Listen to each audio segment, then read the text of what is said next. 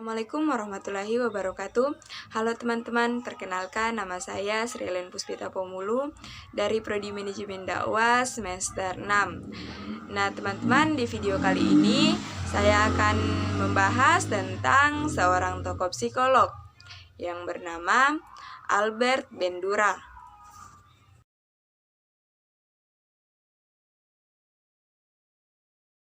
Teman-teman, yang tadi teman-teman lihat itu adalah fotonya Albert Bandura. Nah, jadi Albert Bandura ini adalah seorang tokoh behaviorism. Dia lahir pada tanggal 4 Desember 1925 di Kanada. Albert sendiri merupakan anak bungsu dari 6 bersaudara dalam keluarga keturunan Eropa Timur. Jadi perlu teman-teman ketahui bahwa Albert Bandura ini sendiri dia menyelesaikan studi dari SD sampai SMA di sebuah kota yang sangat minim guru serta sumber dayanya. Pada tahun 1949 dia mendapatkan gelar sarjana muda di University of British Columbia.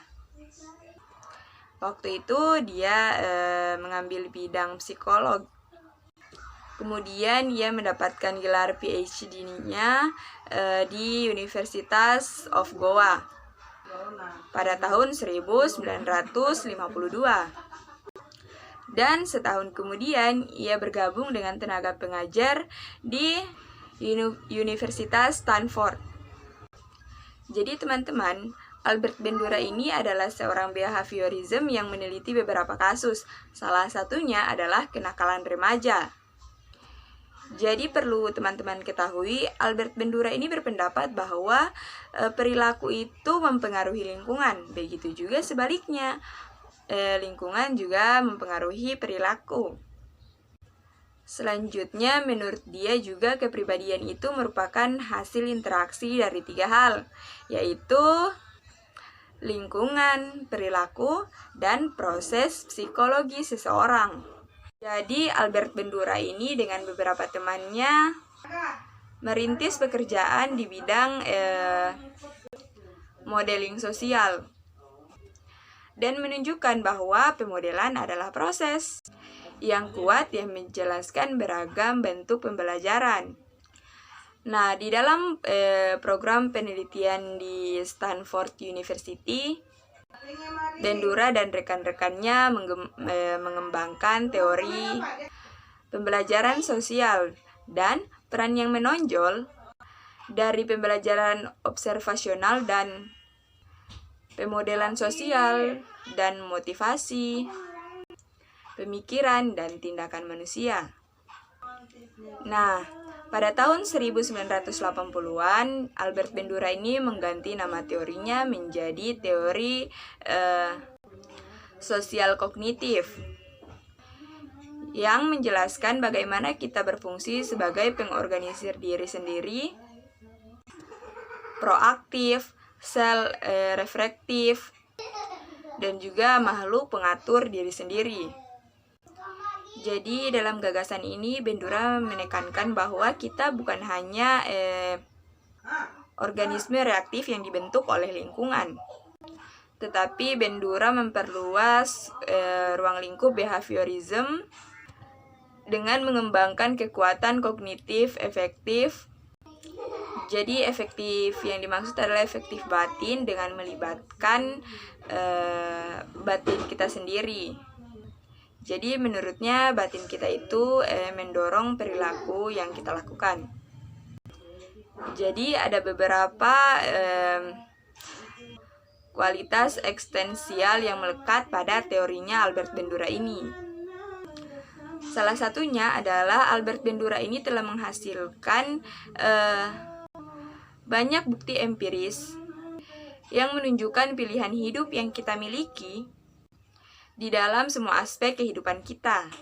Jadi perlu juga teman-teman ketahui bahwa Albert Bandura ini dia telah berkonsentrasi dalam 4 bidang penelitian, yaitu yang pertama, kekuatan pemodelan psikologis dalam bentuk pikiran, emosi, dan tindakan.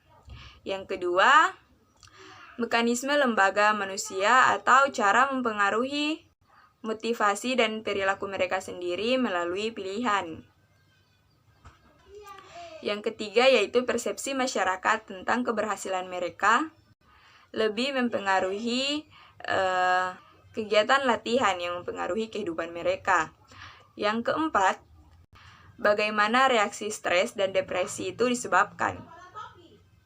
Jadi Bandura ini telah menciptakan salah satu dari megateori yang tetap digunakan sampai abad ke-21. Dia telah menunjukkan bahwa kita memerlukan self-efikasi dan ketahanan untuk menciptakan kehidupan yang sukses dan memenuhi hambatan yang tak terelakkan dan tantangan yang terjadi. Bandura ini juga telah menuliskan 9 buku loh teman-teman, dan buku-bukunya ini sudah banyak diterjemahkan dengan berbagai bahasa. Pada tahun 2004, Albert Bandura ini menerima penghargaan. Jadi dia menerima penghargaan dari Outstanding Lifetime Contribution di Amerika di dalam kegiatan Psychological Association. Jadi teman-teman, berbeda dengan tokoh psikolog lain yang menggunakan hewan sebagai bahan uji coba, Albert Bandura ini justru menggunakan 2 orang anak. Nah, jadi 2 orang anak ini diletakkan di laboratoriumnya, kemudian ditempatkan di tempat yang sama, tapi diperlakukan dengan cara yang berbeda. Jadi sistem penelitian Albert Bandura ini dia menggunakan sistem pendidikan modeling. Jadi dia menggunakan cara nonton film. Nah, jadi satu anak diletakkan di satu ruangan. Kemudian di dalam ruangan itu anak yang pertama dia meletakkan boneka besar yang diikat. Kemudian anak yang kedua juga diperlakukan demikian, diletakkan dalam satu ruangan. Kemudian diletakkan juga boneka yang diikat. Nah, selanjutnya Albert Bandura ini membuat anak yang pertama ini menonton sebuah film action atau film yang banyak unsur kekerasannya. Nah, anak yang kedua ini dia tidak diberikan tontonan oleh Albert Bandura itu sendiri. Nah, jadi beberapa saat kemudian setelah menonton, anak yang pertama ini dia mempraktekkan apa yang dia lihat di film itu kepada boneka yang diikat itu. Tapi anak yang kedua dia hanya menonton boneka itu, melihat dan memperhatikan tanpa melakukan apapun. Nah, ini adalah salah satu contoh model pembelajaran modeling atau peniruan. Jadi apa yang dilihat oleh anak akan ditirukan olehnya di kehidupan sehari-hari. Jadi bisa kita simpulkan bahwa teori belajar Albert Bandura itu asumsi yang mendasari teori belajar sosial. Manusia itu merupakan makhluk yang fleksibel, jadi dia bisa mempelajari berbagai macam cara bersikap dan berperilaku. Dan titik pembelajaran terbaik dari ini semua adalah pengalaman-pengalaman yang tidak terduga. Meskipun manusia sudah dapat dan banyak belajar dari pengalaman langsung, tapi lebih banyak yang akan mereka pelajari dari aktivitas mengamati orang lain. Nah, teman-teman, mungkin hanya itu yang bisa saya bagikan kepada teman-teman semua. Terima kasih telah menonton. Wallahul muwaffiq ila aqwamit thoriq. Wassalamualaikum warahmatullahi wabarakatuh.